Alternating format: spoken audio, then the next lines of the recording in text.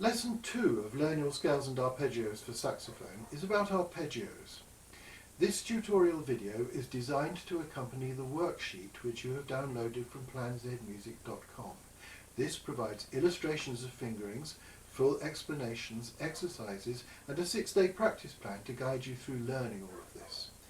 It is important that you follow all the instructions on the worksheet, as this video will not cover all that is required by itself.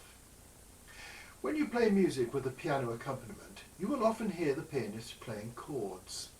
Chords give extra depth and colour to the music. There are countless different types of chord, but the simplest and probably the most common is the major triad. A triad is a 3-note chord. Here is a G major triad. It consists of the first, third and fifth notes of the scale.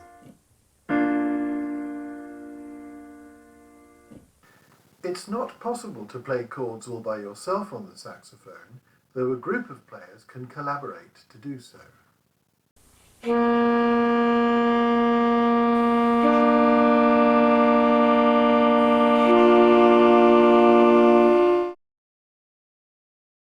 However, the notes of a chord can be played one after another to form an arpeggio. Here is the arpeggio of G major.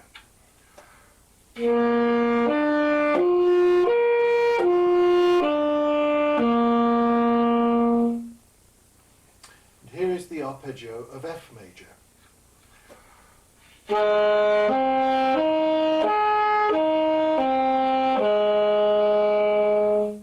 Practice Plan 2 includes what you covered in Lesson 1, as well as work on arpeggios. Be sure to do it all carefully and tick all the boxes before you move on to Lesson 3.